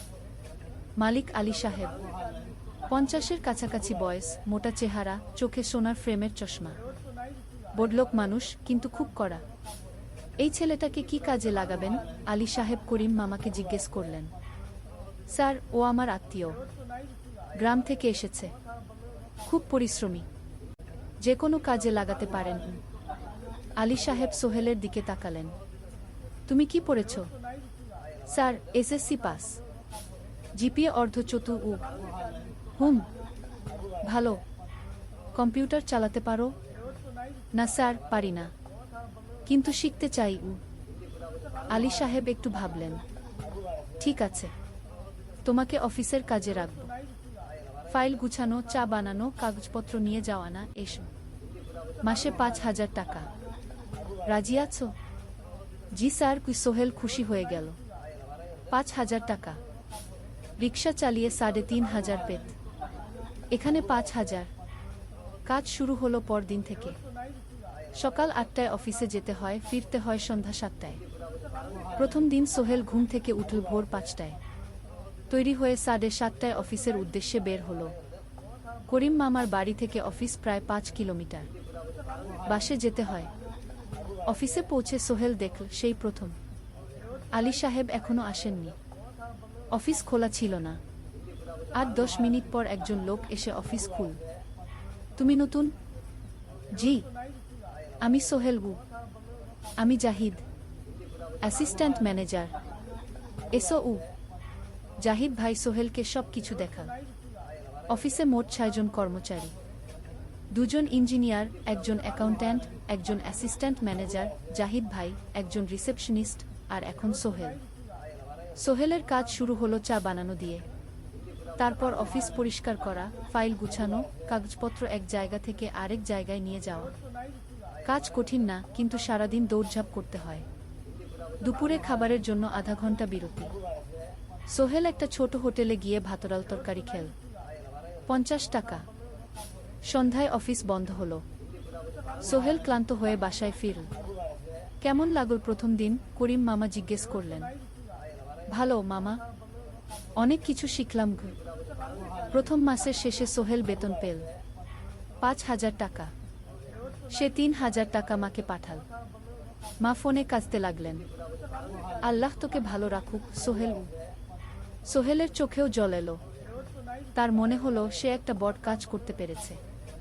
4র্থ অধ্যায়, শহরের জীবন। 3 মাস কেটে গেল। সোহেল এখন শহরের সাথে মিশে গেছে। প্রতিদিন অফিসে যাওয়া আসার পথে সে দেখে হাজারো মানুষের জীবন, কেউ সফল, কেউ ব্যর্থ, কিন্তু সবাই চলছে নিজের পথে। সোহেল অফিসের কাজের পাশাপাশি কম্পিউটার শেখার চেষ্টা করছে। অফিসে একটা কম্পিউটার আছে। যখন কেউ ব্যবহার করে না, তখন সোহেল একটু একটু শেখার চেষ্টা করে। জাহিদ ভাই তাকে সাহায্য করেন। সোহেল, তুমি যদি কম্পিউটার ভালোভাবে শিখতে পারো, তাহলে তোমার ভবিষ্যৎ উজ্জ্বল। জাহিদ ভাই একদিন বললেন, কিভাবে শিখব ভাই? ট্রেনিং সেন্টারে যাও, সন্ধ্যায় ক্লাস আছে, মাসে 2000 টাকা লাগবে কি? সোহেল ভাবল, 2000 টাকা অনেক, কিন্তু এটা বিনিয়োগ, ভবিষ্যতের জন্য। সে একটা ট্রেনিং সেন্টারে ভর্তি হলো। সপ্তাহে 3 দিন, সন্ধ্যা 7:30 থেকে রাত 9টা পর্যন্ত ক্লাস। কম্পিউটারের basic, MS Word, Excel, PowerPoint, internet ব্যবহার। একদিন অফিস থেকে ফেরার সময় সোহেল একটা দোকানে চা খেতে গেল। দোকানের পাশেই একটা ছোট্ট মুদি দোকান। সেখানে একটা মেয়ে বসে আছে। বয়স হবে 20-এর কাছাকাছি। সাদাসিধে চেহারা, সাদা শাড়ি পরা, কিন্তু চোখে এক ধরনের দৃঢ়তা। ভাইজা, এক প্যাকেট বিস্কুট দেন কি? সোহেল বলল। মেয়েটা বিস্কুট দিল। 20 টাকা। সোহেল টাকা দিয়ে যাচ্ছিল, হঠাৎ মেয়েটা বলল, আপনি নতুন এসেছেন এই এলাকায়, তাই না? হ্যাঁ। 3 মাস হলো। কিভাবে বুঝলেন? আপনার চেহারা দেখেই বোঝা যায়। এখনো গ্রামের ছোঁয়া আছে। আর আপনি প্রতিদিন এই পথ দিয়ে যান। দেখেছি কি? মেয়েটা হাসল। সোহেলও হেসে ফেলল। আপনি খুব পর্যবেক্ষক মনে হচ্ছে কি? জীবনে অনেক কিছু দেখেছি, তাই মানুষকে চিনতে শিখেছি কি। আপনার নাম? মিনা। এই দোকান আমার বাবার। উনি অসুস্থ, তাই আমি দেখছি গু। সেদিন থেকে সোহেল প্রায় সেই দোকানে যেতে শুরু করল। মিনার সাথে গল্প করত। ধীরে ধীরে তাদের মধ্যে একটা বন্ধুত্ব তৈরি হলো। মিনাও তার জীবনের গল্প বলল। মিনার মা মারা গেছেন যখন সে মাত্র 7 বছরের। বাবা আব্দুল হামিদ একা হাতে মিনাকে বড় করেছেন। মুদি দোকান দিয়ে সংসার চালান। মিনা কলেজে পড়ে, অনার্স 2nd ইয়ার। সকালে কলেজে যায়, দুপুরে ফিরে এসে দোকান সামলায়। বাবার হার্টের সমস্যা আছে, তাই ভারী কাজ করতে পারেন না। তোমার স্বপ্ন কি? একদিন সোহেল জিজ্ঞেস করল। গ্রাজুয়েশন শেষ করে একটা ভালো চাকরি করব, তারপর বাবাকে ভালো চিকিৎসা করাব। তুমি? আমিও চাকরি করে পরিবারকে ভালোভাবে দেখভাল করতে চাই। মা আর বোনকে নিয়ে শহরে আনব একদিন গু। দুজনেই নিজেদের স্বপ্নের কথা বলতে গিয়ে বুঝল তাদের স্বপ্ন অনেকটা একই রকম। 5ম অধ্যায়, বিপদ। 6 মাস কেটে গেল। সোহেল এখন আলী সাহেবের খুব প্রিয় কর্মচারী। সে শুধু চা বিস্কুট দেওয়ার কাজই করে না, এখন কম্পিউটারেও কিছু কাজ শিখেছে। ছোটখাটো টাইপিং, ডেটা এন্ট্রি এসব করতে পারে। আলী সাহেব খুশি হয়ে তার বেতন বাড়িয়ে 8000 টাকা করে দিয়েছেন। একদিন রাতে সোহেল অফিস থেকে ফিরছিল। সেদিন একটু দেরি হয়ে গেছে। রাত প্রায় 9টা। সাধারণত সোহেল সন্ধ্যা 7:30টায় ফিরে, কিন্তু সেদিন অফিসে একটা জরুরি কাজ ছিল। বাস থেকে নেমে সোহেল বাড়ির দিকে হাঁটছিল। হঠাৎ একটা অন্ধকার গলিতে 3 জন লোক তাকে ঘিরে ধরল। তাদের চেহারা দেখেই বোঝা যাচ্ছিল ভালো উদ্দেশ্য নিয়ে আসেনি। টাকা দে তাড়াতাড়ি, একজন বলল। তার হাতে একটা ছুরি। সোহেল ভয় পেয়ে গেল। ভাই, আমার কাছে খুব কম টাকা আছে কি? যা আছে দে, তাড়াতাড়ি করো। সোহেল কাঁপতে কাঁপতে তার পকেট থেকে 5 টাকা বের করে দিল। এই টাকা দিয়ে সে বাজার করবে ভেবেছিল, কিন্তু ছিনতাইকারীরা সন্তুষ্ট হলো না। শুধু 5 টাকা? তোর ব্যাগে কি আছে? তারা সোহেলের ব্যাগ কেড়ে নিল। ব্যাগে ছিল তার মোবাইল, কম্পিউটার ট্রেনিং সেন্টারের সার্টিফিকেট আর কিছু গুরুত্বপূর্ণ কাগজপত্র। না ভাই, ব্যাগটা ফেরত দেন। ওতে আমার জরুরি জিনিস আছে। মোবাইল নিয়ে নেন, কিন্তু ব্যাগটা দেন গু। কিন্তু ওরা শুনল না। একজন সোহেলকে জোরে ধাক্কা দিল। সোহেল পড়ে গেল। মাথা রাস্তার কংক্রিটে ধাক্কা লেগে গেল। রক্ত বের হলো। 3 জন দৌড়ে পালিয়ে গেল। কিছুক্ষণ সোহেল অজ্ঞান হয়ে পড়ে রইল। তারপর ধীরে ধীরে জ্ঞান ফিরল। মাথায় প্রচণ্ড ব্যথা। সে উঠে দাঁড়ানোর চেষ্টা করল, কিন্তু মাথা ঘুরছিল। কোনোমতে একটা দেয়াল ধরে দাঁড়াল। একজন পথচারী তাকে দেখে থাম। কি হয়েছে ভাই? ছিনতাই হয়েছে কি? এসো আমি তোমাকে হাসপাতালে নিয়ে যাই। কিন্তু সোহেল রাজি হলো না। না ঠিক আছি, বাড়ি যেতে পারবো। সে কোনোমতে করিম মামার বাড়িতে পৌঁছাল। দরজা খুলেই সালমা আপা চিৎকার করে উঠলেন, ও আল্লাহ, কি হয়েছে? করিম মামা দৌড়ে এলেন, সোহেলকে ভেতরে নিয়ে গেলেন। তার মাথায় জল ঢেলে রক্ত পরিষ্কার করলেন। ক্ষতটা বেশ গভীর, হাসপাতালে যেতে হবে কি? করিম মামা বললেন। তারা একটা অটোরিকশা নিয়ে নিকটস্থ হাসপাতালে গেলেন। ডাক্তার সোহেলের মাথায় 3টা সেলাই দিলেন। বলল 1 সপ্তাহ বিশ্রাম নিতে হবে, কোনো ভারী কাজ করা যাবে না। হাসপাতাল থেকে ফিরে সোহেল শুয়ে রইল। তার মনে হচ্ছিল সবকিছু শেষ হয়ে গেছে। মোবাইল চলে গেছে, গুরুত্বপূর্ণ কাগজপত্র চলে গেছে। এখন 1 সপ্তাহ অফিস করতে পারবে না। পরদিন সকালে করিম মামা আলী সাহেবকে ফোন করে সব জানালেন। আলী সাহেব বললেন, ঠিক আছে, সোহেল ভালো হয়ে এলে আসবে, চিন্তার কিছু নেই গি। মিনা যখন এই খবর শুনল, সে সন্ধ্যায় সোহেলকে দেখতে এলো করিম মামার বাড়িতে। সাথে এনেছিল কিছু ফল। কি হয়েছিল? মিনা চিন্তিত গলায় জিজ্ঞেস করল। সোহেল সব বলল। মিনা রেগে গেল। এই শহরে এখন অনেক অপরাধ বেড়ে গেছে, পুলিশ কিছু করে না। তুমি পুলিশে রিপোর্ট করেছ? না, লাভ নেই গু, তবুও করা উচিত। তোমার মোবাইলটা হয়তো খুঁজে পাওয়া যাবে কি। করিম মামা সোহেলকে নিয়ে পুলিশ স্টেশনে গেলেন, জেনারেল ডায়েরি করলেন। কিন্তু পুলিশ খুব একটা আশা দিল না। দেখি কিছু করা যায় কিনা গু। সোহেল বুঝল মোবাইল আর ফিরবে না। সেই 1 সপ্তাহ সোহেলের জীবনের সবচেয়ে কঠিন সময় ছিল। সে শুধু শারীরিকভাবেই ক্ষতিগ্রস্ত হয়নি, মানসিকভাবেও ভেঙে পড়েছিল। প্রতিরাতে দুঃস্বপ্ন দেখত। সেই 3জন ছিনতাইকারীর মুখ ভুলতে পারছিল না। মিনা প্রায় প্রতিদিন আসত, তাকে সাহস দিত, তুমি হাল ছেড়ো না সোহেল, জীবনে এরকম খারাপ সময় আসে। কিন্তু এটা কাটিয়ে ওঠাই হলো আসল বীরত্ব। সোহেলের মা গ্রাম থেকে ফোন করতেন, করিম মামার মোবাইল থেকে। তুই ভালো আছিস তো? সোহেল মাকে সব সত্যি বলেনি, শুধু বলেছে, হ্যাঁ মা ভালো আছি, একটু জ্বর হয়েছিল, এখন ভালো। 1 সপ্তাহ পর সোহেল আবার অফিসে গেল। আলী সাহেব তাকে দেখে খুশি হলেন। কেমন আছো? ভালো আছি স্যার। ঠিক আছে, তবে প্রথম কয়েকদিন হালকা কাজ করবে গু। সোহেল আবার কাজে মন দিল। কিন্তু একটা জিনিস তাকে খুব কষ্ট দিচ্ছিল, তার মোবাইল নেই। মায়ের সাথে কথা বলতে পারছে না নিয়মিত। করিম মামার মোবাইল চাইতে সংকোচ লাগে। একদিন জাহিদ ভাই তাকে ডাকলেন, সোহেল, আমার একটা পুরনো মোবাইল আছে, তুমি ব্যবহার করো? না ভাই, আমি নাও, আমার কাজে লাগছে না, তুমি রাখো গু। সোহেল কৃতজ্ঞতায় প্রায় কেঁদে ফেল। ধন্যবাদ ভাই। মোবাইল পেয়ে সোহেল প্রথমেই মাকে ফোন করল। মা খুব খুশি হলেন। এতদিন ফোন করিসনি কেন? মা, মোবাইলটা নষ্ট হয়ে গিয়েছিল, নতুন নিয়েছি। মায়ের গলায় স্বস্তি ফুটে উঠল। 6ষ্ঠ অধ্যায়, নতুন সুযোগ। আরও 3 মাস কেটে গেল। সোহেল পুরোপুরি সুস্থ হয়ে গেছে। তার জীবন আবার স্বাভাবিক হয়ে এসেছে। সে এখন কম্পিউটার ট্রেনিং শেষ করেছে, সার্টিফিকেট পেয়েছে। কিন্তু একটা ঘটনা তার জীবনে বড় পরিবর্তন নিয়ে এলো। একদিন সকালে আলী সাহেব তাকে ডাকলেন, সোহেল বসো। সোহেল বসো। মনে একটু ভয় লাগছিল। আলী সাহেব কি তাকে বকবেন?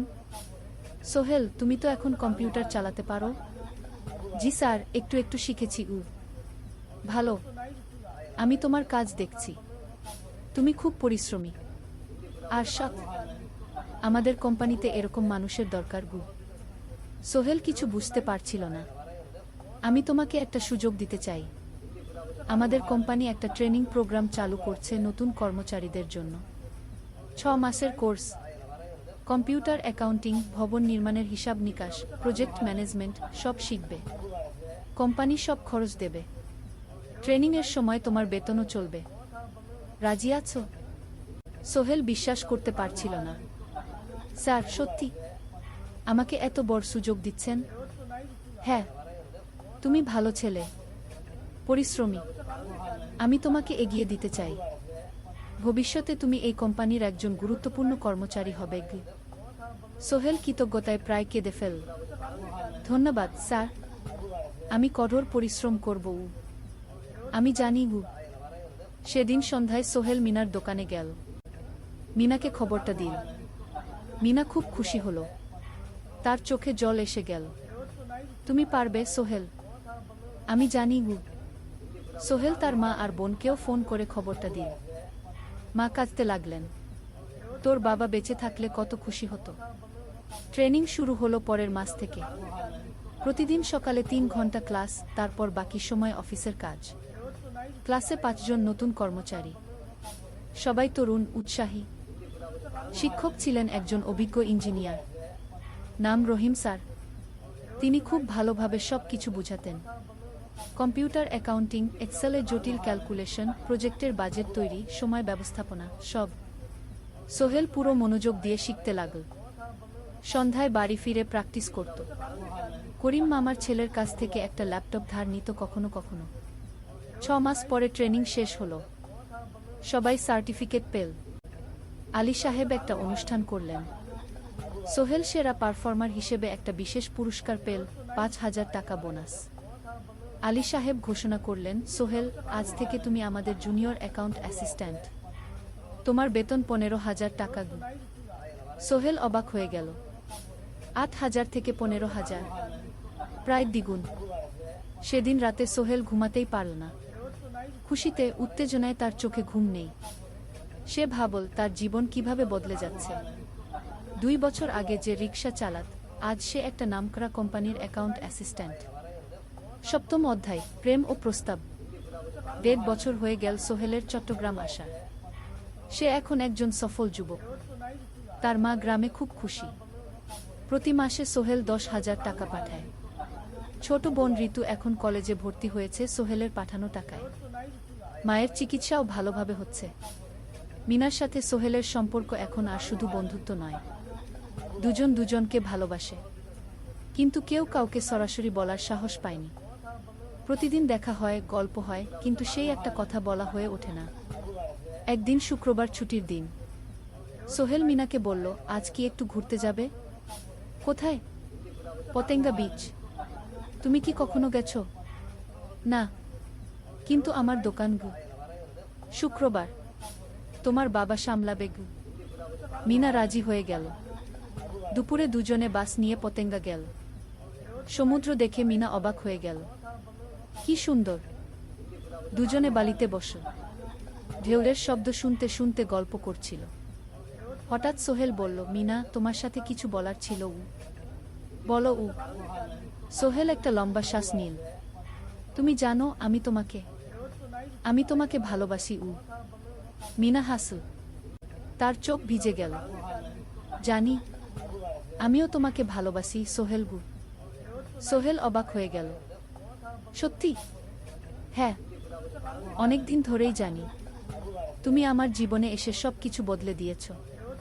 তোমার সাথে থাকলে আমার মনে হয় আমি যে কোনো কিছু করতে পারব।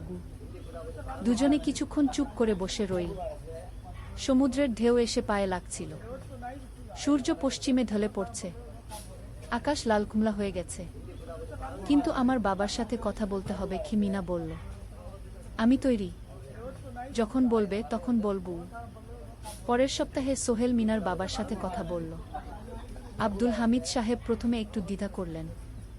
তুমি কোনো পরিবারের ছেলে? তোমার বাবা কি করতেন? সোহেল সব সত্যি বলল। তার বাবা ছিলেন স্কুল শিক্ষক। মারা গেছেন 10 বছর আগে। মা গ্রামে থাকেন। ছোট বোন কলেজে পড়ে। তুমি নিজে কি করো? আমি আলামিন কনস্ট্রাকশন কোম্পানিতে জুনিয়র অ্যাকাউন্ট অ্যাসিস্ট্যান্ট। মাসে 15,000 টাকা বেতন। আব্দুল হামিদ সাহেব ভাবলেন। তারপর বললেন, দেখো মিনা আমার একমাত্র সন্তান। তার মা নেই। আমি একা তাকে বড় করেছি। আমি চাই মিনা একজন ভালো ছেলের সাথে বিয়ে হোক। তুমি দেখতে ভালো ছেলে মনে হচ্ছে, কিন্তু আমাকে তোমার মায়ের সাথে দেখা করতে হবে। তোমার পরিবারকে জানতে হবে। জি আঙ্কেল, আমি ব্যবস্থা করছি। সোহেল খুশিতে আটখানা। সে সেদিন রাতেই তার মাকে ফোন করল, মাকে সব বলল। মা প্রথমে অবাক হলেন, তারপর খুশি হলেন। মিনা মেয়েটা কেমন? খুব ভালো মা, তুমি দেখলে পছন্দ করবে কি? ঠিক আছে, আমি আর ঋতু আসছি চট্টগ্রাম। 2 সপ্তাহ পর সোহেলের মা আর বোন চট্টগ্রাম এলো। সোহেল তাদের নিয়ে মিনার বাড়িতে গেল। 2 পরিবার একসাথে বসল। মিনার বাবা সোহেলের মাকে দেখে খুশি হলেন। সোহেলের মা সহজ সরল ভদ্রমহিলা। আপনার ছেলে খুব ভালো, মিনা তাকে পছন্দ করে। আমিও রাজি গো, আব্দুল হামিদ সাহেব বললেন। আমার সোহেল সৎ ছেলে, মিনাকে খুব ভালোবাসে। আমি জানি ও মিনাকে সুখে রাখবে কি, সোহেলের মা বললেন। বিয়ের তারিখ ঠিক হলো 3 মাস পর। এই 3 মাসে সোহেল যথেষ্ট টাকা জমাবে। বিয়ে হবে সাদামাটা কিন্তু সুন্দর। 8ম অধ্যায়, নতুন পথ। 3 মাস কেটে গেল দ্রুত। সোহেল প্রতিদিন কঠোর পরিশ্রম করছিল। অফিসে তার কাজের প্রশংসা হচ্ছে। আলী সাহেব তাকে এখন ছোটখাটো প্রজেক্টের হিসাব দেখতে দিচ্ছেন। সোহেল তার সঞ্চিত টাকা দিয়ে বিয়ের আয়োজন করল। বিয়ে হলো মিনার বাড়ির কাছের একটা কমিউনিটি সেন্টারে। খুব বেশি লোক আসেনি। 2 পরিবারের আত্মীয় স্বজন আর অফিসের কয়েকজন সহকর্মী। কিন্তু অনুষ্ঠান ছিল খুব সুন্দর। সোহেল যখন মিনাকে বিয়ের পোশাকে দেখল, তার মনে হলো পৃথিবীর সবচেয়ে সুন্দর মেয়ে সে। লাল শাড়ি পরা, মুখে হালকা মেকআপ, কিন্তু তার স্বাভাবিক সৌন্দর্য ছিল আসল। বিয়ের পর সোহেল একটা ছোট্ট ফ্ল্যাট ভাড়া নিল। 2 রুমের ফ্ল্যাট, মাসে ভাড়া 5,000 টাকা। মিনা এখনও তার পড়াশোনা চালিয়ে যাচ্ছে। আরও 1 বছর বাকি গ্রাজুয়েশন শেষ হতে। সোহেলের মা আর বোন গ্রামে ফিরে গেল। মা বলে গেলেন, সোহেল, মিনাকে ভালো রাখিস। মেয়েরা অনেক ত্যাগ করে সংসার করতে গু। জানি মা গু। নতুন জীবন শুরু হলো। সোহেল সকালে অফিসে যায়, সন্ধ্যায় ফেরে। মিনা সকালে কলেজে যায়, দুপুরে ফিরে রান্না করে, ঘর গোছায়। সন্ধ্যায় দুজনে একসাথে বসে পড়াশোনা করে, গল্প করে, টিভি দেখে। জীবন সুন্দর ছিল, কিন্তু চ্যালেঞ্জও ছিল। মাসিক খরচ, ভাড়া 5,000, বাজার 3,000, বিদ্যুৎ গ্যাস 1,000, মায়ের জন্য 5,000, মিনার কলেজের খরচ 1,200। মোট প্রায় 14,000 টাকা। বাঁচত মাত্র 1,000 খানিক। কিন্তু সোহেল হাল ছাড়ল না। সে সন্ধ্যায় একটা কম্পিউটার ট্রেনিং সেন্টারে পার্ট টাইম পড়ানো শুরু করল। সপ্তাহে 3 দিন 2 ঘন্টা করে। এতে মাসে আরও 3,000 টাকা আসতে লাগল। মিনাও বসে থাকল না। সে বাড়িতে বসে কয়েকজন স্কুলের ছাত্রছাত্রীকে টিউশন পড়াতে শুরু করল। মাসে 2,000 টাকা আয়। এভাবে কেটে গেল 6 মাস। দুজন মিলে পরিবার চালাচ্ছে, স্বপ্ন দেখছে। একদিন সোহেল বলল, মিনা, আমি একটা নতুন স্বপ্ন দেখছি গি। কি? আমি নিজে একটা ছোট্ট কনস্ট্রাকশন কোম্পানি খুলতে চাই। ছোট ছোট প্রজেক্ট নেব, বাড়ি মেরামত, ছোট বিল্ডিং বানানো, এসব। তোমার কি যথেষ্ট অভিজ্ঞতা আছে? আছে। আমি 2 বছর ধরে এই কাজের সাথে জড়িত। অনেক কিছু শিখেছি। আর আলী সাহেবও আমাকে সাহায্য করবেন। কিন্তু টাকা কোথায়? কোম্পানি খুলতে তো অনেক টাকা লাগবে গি। আমি জমাচ্ছি। আরও 1 বছর কাজ করব, তারপর চেষ্টা করব। মিনা তাকে সমর্থন দিল।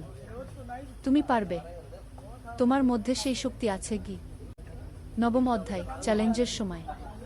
কিন্তু ভাগ্য সবসময় অনুকূলে থাকে না। সোহেল যখন স্বপ্ন দেখছিল নিজের কোম্পানি খোলার, তখনই একটা বড় সমস্যা এলো।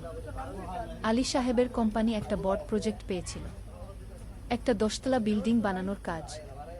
কিন্তু প্রজেক্টের প্রধান ইনভেস্টর হঠাৎ পালিয়ে গেল। তিনি কোম্পানির কাছ থেকে প্রায় 50 লাখ টাকা নিয়ে গেছেন, কিন্তু কাজ শেষ হয়নি। কোম্পানি বড় ক্ষতির মুখে পড়ল। আলী সাহেব অনেক কর্মচারীকে ছাঁটাই করতে বাধ্য হলেন। প্রায় 10 জনকে চাকরি থেকে বাদ দিলেন। বাকিদের বেতন কমাতে হলো।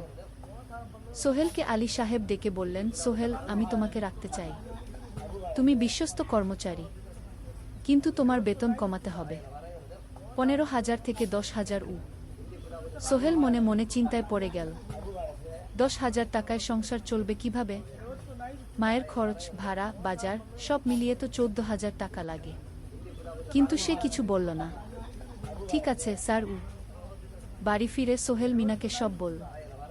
মিনা চিন্তিত হয়ে গেল। এখন কি হবে? চিন্তা করো না, আমি পার্ট টাইম টিউশনির সময় বাড়াব, আর তুমিও বেশি করে টিউশন নাও। কিন্তু আমার তো পড়াশোনাও আছে। কি জানি, কিন্তু এখন এটাই করতে হবে। সোহেল সন্ধ্যায় আরও দুটো জায়গায় পার্ট টাইম কাজ খুঁজল। একটা দোকানের সন্ধ্যায় হিসাব দেখার কাজ পেল, মাসে 2000 টাকা। আরেকটা জায়গায় সপ্তাহান্তে কম্পিউটার রিপেয়ারের কাজ পেল, মাসে 1500 টাকা। মিনাও 3জন নতুন স্টুডেন্ট নীল টিউশনে। তার আয় বাড়ল 2000 থেকে 3500-এ। কঠিন সময় ছিল। সোহেল সকাল 8টায় অফিসে যেত, সন্ধ্যা 6টায় ফিরত। তারপর একটু বিশ্রাম নিয়ে 7:30টায় বের হতো পার্ট টাইম কাজে। রাত 10টায় বাড়ি ফিরত। রবি সোমবার কম্পিউটার রিপেয়ারের কাজ। মিনাও সকালে কলেজে যেত, দুপুরে ফিরে রান্না করত, তারপর বিকেলে টিউশন পড়াত। রাতে খাওয়া দাওয়ার পর পড়াশোনা করত। দুজনেরই শরীর খারাপ হতে শুরু করল। সোহেল একদিন অফিসে অজ্ঞান হয়ে পড়ে গেল। ডাক্তার দেখাতে নিয়ে গেল। ডাক্তার বলল অতিরিক্ত পরিশ্রম, শরীরে পুষ্টির অভাব, ঠিকমতো খাচ্ছেন না মনে হচ্ছে। সত্যি কথা, খরচ বাঁচাতে সোহেল আর মিনা অনেক সময় কম খেত। মাংস মাছ কিনত সপ্তাহে একদিন, বাকি সময় শাকসবজি ডাল। মিনা সোহেলকে বলল, আর নয় সোহেল, তুমি এভাবে নিজেকে শেষ করে ফেলছ। আমার পড়াশোনা বন্ধ করে দিই, আমি ফুল টাইম চাকরি করি। না, সোহেল জোর দিয়ে বলল, তোমার পড়াশোনা বন্ধ হবে না, আরও মাত্র 6 মাস বাকি, তুমি গ্রাজুয়েট হবেই। কিন্তু তুমি আমি ঠিক হয়ে যাব, চিন্তা করো না। কিন্তু পরিস্থিতি আরও খারাপ হলো যখন সোহেলের মায়ের অসুখ হলো, হার্টের সমস্যা। হাসপাতালে ভর্তি করতে হলো, খরচ 50,000 টাকা। সোহেলের হাতে এত টাকা কোথায়? সে করিম মামার কাছে ধার চাইল। করিম মামা 20,000 টাকা দিলেন। বাকি 30,000 টাকা সোহেল একটা এনজিও থেকে ঋণ নিল। সুদের হার মাসে 2%। মায়ের চিকিৎসা হলো, তিনি সুস্থ হয়ে গেলেন। কিন্তু সোহেল এখন ঋণের বোঝায় পড়ে গেল। প্রতি মাসে 3,000 টাকা করে কিস্তি দিতে হবে। সেই রাতে সোহেল আর মিনা বিছানায় শুয়ে কথা বলছিল। সোহেল বলল, মিনা, আমি মনে হয় ভুল করেছি, শহরে এসে বিয়ে করে তোমাকে কষ্টে ফেলেছি। মিনা তার হাত ধরল। না সোহেল, তুমি ভুল করনি। জীবনে এরকম খারাপ সময় আসে, কিন্তু এটা কাটিয়ে ওঠাই হলো আসল শক্তি। আমরা একসাথে আছি, একসাথে থাকব, সবকিছু ঠিক হয়ে যাবে। মিনার কথায় সোহেল একটু সাহস পেল। হ্যাঁ, হাল ছাড়া যাবে না। 10ম অধ্যায়, আলোর দিকে। 3 মাস পরে পরিস্থিতি একটু ভালো হতে শুরু করল। আলী সাহেবের কোম্পানি একটা নতুন প্রজেক্ট পেল, একটা স্কুল বিল্ডিং বানানোর কাজ। কোম্পানি আবার স্থিতিশীল হতে শুরু করল। আলী সাহেব সোহেলকে ডেকে বললেন, সোহেল, আমি তোমার কঠোর পরিশ্রম দেখেছি। খারাপ সময়েও তুমি কোম্পানি ছেড়ে যাওনি। আমি কৃতজ্ঞ। আজ থেকে তোমার বেতন আবার 15,000 টাকা। সোহেল খুশি হয়ে গেল। ধন্যবাদ স্যার। মিনাও গ্রাজুয়েশন শেষ করল, ভালো ফলাফল করল। সে এখন চাকরি খুঁজছে। একদিন মিনা একটা প্রাইভেট স্কুলে শিক্ষিকার ইন্টারভিউ দিতে গেল। ইন্টারভিউ ভালো হলো, তাকে নিয়োগ দেওয়া হলো। বেতন 12,000 টাকা। সেদিন সন্ধ্যায় দুজনে মিলে একটা ছোট্ট পার্টি করল। একটা বিরিয়ানি কিনো, কোমল পানীয় কিনো, দুজনে মিলে খেল। আমরা পেরেছি সোহেল, মিনা বলল। হ্যাঁ, আমরা পেরেছি। এখন দুজনের মিলিয়ে আয় 27,000 টাকা। খরচ চালানোর পর প্রায় 10,000 টাকা বাঁচে। সোহেল এই টাকা দিয়ে লোন শোধ করতে শুরু করল। পার্ট টাইম কাজগুলো ছেড়ে দিল, শরীরের যত্ন নেওয়া শুরু করল। আরও 6 মাস পরে সোহেলের কাছে একটা বড় সুযোগ এলো। আলী সাহেব একদিন তাকে ডাকলেন। সোহেল, তুমি কি নিজের ব্যবসা করতে চাও? স্যার, আমি তোমাকে একটা ছোট্ট প্রজেক্ট দিতে চাই, একটা 3 তলা বিল্ডিংয়ের কনস্ট্রাকশন। তুমি ম্যানেজ করবে, আমি শুধু সুপারভাইজ করব। লাভের 50% তোমার। সোহেল ভাবল, এটা একটা বড় সুযোগ। কিন্তু ঝুঁকিও আছে। যদি কাজটা ভালোভাবে না হয়? স্যার, আমি চেষ্টা করব। কিন্তু যদি ভুল হয়? ভুল হবে না। আমি তোমার উপর বিশ্বাস রাখছি। তুমি পারবে গুই। সোহেল রাজি হয়ে গেল। এই প্রজেক্ট তার জীবনে টার্নিং পয়েন্ট হতে পারে। একাদশ অধ্যায়, স্বপ্ন পূরণের পথে। পরের 6 মাস সোহেল খুব কঠোর পরিশ্রম করল। প্রজেক্টটা ম্যানেজ করা সহজ ছিল না। শ্রমিক নিযোগ, ম্যাটেরিয়াল কেনা, কাজের তদারকি, সময়মতো কাজ শেষ করা, সব দায়িত্ব তার।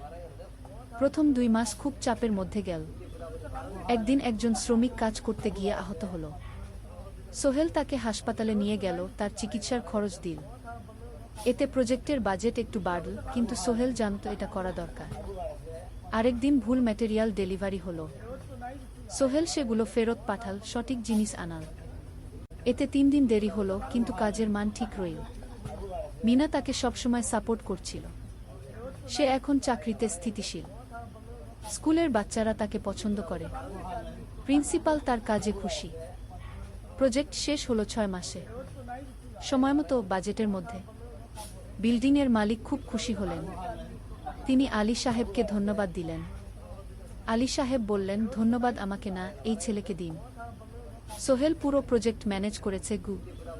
প্রজেক্ট থেকে মোট লাভ হলো 3 লাখ টাকা। সোহেল পেল 1.5 লাখ টাকা। তার জীবনে এত টাকা এই প্রথম। সে করিম মামার ঋণ শোধ করল। এনজিওর বাকি ঋণ শোধ করল। তারপর তার মাকে 50,000 টাকা পাঠাল। মা দিয়ে গ্রামের বাড়িটা একটু মেরামত করাল, বোন ঋতুর জন্য একটা ল্যাপটপ কিনল। বাকি টাকা দিয়ে সোহেল একটা ব্যাংক অ্যাকাউন্টে জমা রাখল ভবিষ্যতের জন্য। আলী সাহেব সোহেলকে আরও 2টো প্রজেক্ট দিলেন। এবার একটু বড়। সোহেল আত্মবিশ্বাসের সাথে সেগুলোও শেষ করল। 2 বছর পরে সোহেল সিদ্ধান্ত নিল, এবার নিজের কোম্পানি খোলার সময় এসেছে। দ্বাদশ অধ্যায়, নতুন শুরু। সোহেল তার সব জমানো টাকা দিয়ে একটা ছোট্ট অফিস ভাড়া নিল। 2 রুমের অফিস। একটা রুমে কাজের জায়গা, আরেকটায় ছোট্ট মিটিং রুম। অফিসের সামনে একটা বোর্ড লাগাল, Sohel construction and development. Mina তাকে সাহায্য করছিল। সে অফিসের অ্যাকাউন্টস দেখত সন্ধ্যায় স্কুল থেকে ফিরে। দুজন মিলে একটা টিম। প্রথমে ছোট ছোট কাজ নিল। বাড়ি মেরামত, দোকান সংস্কার, ছোট বিল্ডিং কনস্ট্রাকশন। কাজের মান ভালো রাখার চেষ্টা করল। সময়মতো শেষ করল। দাম ন্যায্য রাখল। ধীরে ধীরে সোহেলের সুনাম ছড়িয়ে পড়ল। মানুষ তাকে বিশ্বাস করত। তার কাছে নতুন নতুন কাজ আসতে লাগল। প্রথম বছর খুব কষ্ট হলো। কখনো লাভ হতো, কখনো লস। কিন্তু সোহেল থেমে থাকল না। সে শিখতে লাগল ব্যবসা কিভাবে চালাতে হয়। দ্বিতীয় বছরে পরিস্থিতি ভালো হলো। সোহেল এখন 3 জন স্থায়ী কর্মচারী নিয়োগ দিল। একজন ইঞ্জিনিয়ার, একজন সুপারভাইজার, একজন অফিস সহায়ক। তৃতীয় বছরে একটা বড় প্রজেক্ট পেল। একটা স্কুল বিল্ডিং বানানোর কাজ। 5 তলা বিল্ডিং। সোহেল পুরো মনোযোগ দিয়ে কাজটা করল। শ্রমিকদের ভালো বেতন দিল, ভালো ম্যাটেরিয়াল ব্যবহার করল, সময়মতো কাজ শেষ করল। স্কুল কর্তৃপক্ষ খুব খুশি হলো। তারা সোহেলের কাজের প্রশংসা করল। এই প্রজেক্ট থেকে সোহেল প্রায় 5 লাখ টাকা লাভ করল। এই টাকা দিয়ে সে আরও ভালো একটা অফিস নিল। আরও কর্মচারী নিয়োগ দিল। এখন তার কোম্পানিতে 10 জন স্থায়ী কর্মচারী। প্রজেক্ট অনুযায়ী আরও শ্রমিক নিয়োগ দেওয়া হয়। ত্রয়োদশ অধ্যায়, পরিবার। এদিকে সোহেল আর মিনার সংসারেও খুশির খবর এলো। মিনা গর্ভবতী। 9 মাস পর তাদের একটা মেয়ে হলো। নাম রাখো সারা। সারা যখন জন্মাল, সোহেলের মা আর বোন চট্টগ্রামে এলো। মা 1 মাস থেকে গেলেন। মিনাকে সাহায্য করলেন। সোহেল এখন একটা বড় ফ্ল্যাট ভাড়া নিয়েছে। 3 রুমের ফ্ল্যাট। একটা রুমে সোহেল, মিনা, একটায় সারা, আরেকটায় অতিথি রুম। মায়ের জন্য সোহেল সিদ্ধান্ত নিল তাকে চট্টগ্রামে নিয়ে আসবে। গ্রামে একা থাকা ঠিক না। কিন্তু মা রাজি হলেন না। না বাবা, আমি গ্রামেই থাকব। এখানে আমার পরিচিত মানুষ আছে। তোর বোনকে নিয়ে যা। ও ঢাকায় পড়ছে, চট্টগ্রামে এনে ভালো কোথাও ভর্তি করিয়ে দেখি। সোহেল তাই করল। ঋতুকে চট্টগ্রাম বিশ্ববিদ্যালয়ে ভর্তি করিয়ে দিল। ঋতু এখন সোহেলের ফ্ল্যাটে থাকে, বিশ্ববিদ্যালয়ে পড়ে। সোহেলের মনে হলো তার জীবন এখন পরিপূর্ণ। স্ত্রী মেয়ে বোন সবাই তার কাছে। ব্যবসা ভালো চলছে। মা গ্রামে সুখে আছেন। চতুর্দশ অধ্যায়, সফলতার শিখরে। 5 বছর কেটে গেল। সোহেল এখন একজন সফল উদ্যোক্তা। তার কোম্পানি কি সোহেল কনস্ট্রাকশন অ্যান্ড ডেভেলপমেন্ট এখন চট্টগ্রামে বেশ পরিচিত। প্রায় 30 জন কর্মচারী তার অধীনে কাজ করে। সোহেল এখন শুধু ছোট প্রজেক্ট করে না, বড় বড় প্রজেক্টও করে। একটা 8তলা বিজনেস কমপ্লেক্স বানানোর কাজ পেয়েছে। একটা হাসপাতাল বিল্ডিং বানাচ্ছে। মিনা এখনো স্কুলে পড়ায়। সে এখন ভাইস প্রিন্সিপাল। সাথে সোহেলের কোম্পানির অ্যাকাউন্টস ম্যানেজার। দুজন মিলে ব্যবসা চালায়। সারা এখন 4 বছরের। স্কুলে ভর্তি হয়েছে। খুব চালাক মেয়ে। ঋতু বিশ্ববিদ্যালয় থেকে গ্রাজুয়েট হয়ে একটা ব্যাংকে চাকরি পেয়েছে। একদিন আলী সাহেব